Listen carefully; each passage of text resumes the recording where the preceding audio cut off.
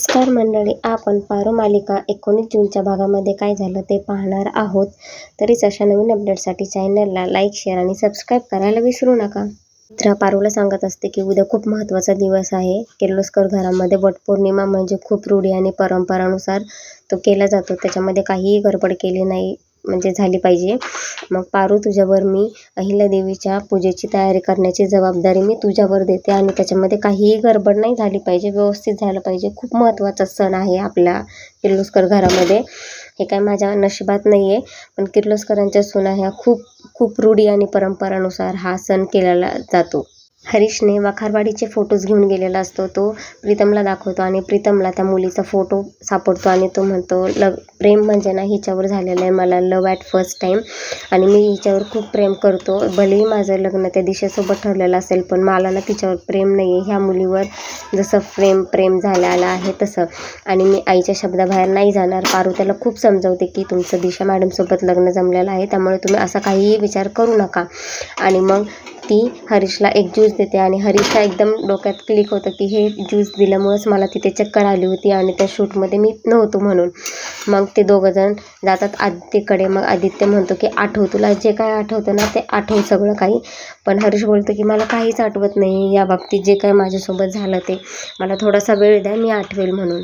इकडे झाडासोबत बोलत बसलेले असते की जरी मला आदित्य सरांनी त्यांची बायको नाही मानलं तरी मी त्यांना माझा नवरा मानत आहे आणि त्यांच्यासाठी हा जो काही सण आहे किंवा उपवास आहे तो मी करणार आहे. आणि कुणी काही म्हणू, पण नवऱ्याच्या दीर्घ आयुष्यासाठी हा सण केला जातो. त्याच्यासाठी मी आदित्य सरांसाठी हा उपवास धरणार आहे आणि मला अधिकार नाही आहे कोणालाच फसवायचा. मी हरीश सरांना फसवत आहे, अहिल्या मॅडमला फसवत आहे आणि आदित्य सरांनाही हसवत आहे. म्हणून तेवढ्या तिथे मागे दामिनी आणि दिशा आलेल्या असतात आणि दिशा बोलत असते की तू आता काय बोलत होते, कोणाला फसवलं ते सांग.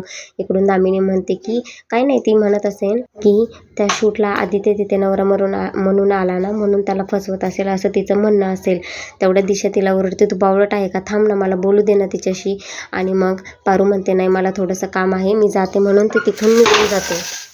इकडे दामिनीचा प्लॅन झालेला असतो बाहेर उद्या जाऊन पार्टी करायची म्हणून. तेवढं तिथे अहिल्या येते आणि अहिल्या म्हणते काय, कोणाची पार्टी आहे, कोणाला बाहेर जायचं आहे. आणि मग इकडून लगेच मोहन म्हणत असतो की तिला ना उद्या पार्टीला जायचं आहे. ती विचारत होती उद्याचा उपवास नाही झाला तर चालेल ना. तर मग अहिल्या तिला म्हणते तुला माहिती आहे ना की किर्लोस्करांच्या सोना हा सण किंवा रूढी परंपरा ह्या सोडत नाही या उपवासाचे, त्यामुळे तुलाही धरावं लागेल आणि काहीही झालं तरी तुला हा उपवास धरावा लागेल. दिशा म्हणते सासमा मी पण करू का. ते नाही, पुढच्या वर्षी कर, आता धरायची गरज नाही आहे.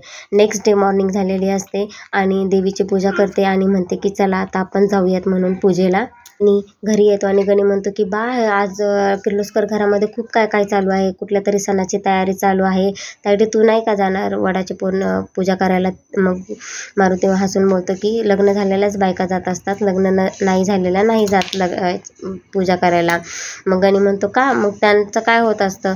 मग मारुती समजावून सांगतो की दीर्घायुष्य नवऱ्याचं वाढण्यासाठी हे सण केला जातो किंवा हा उपवास केला जातो.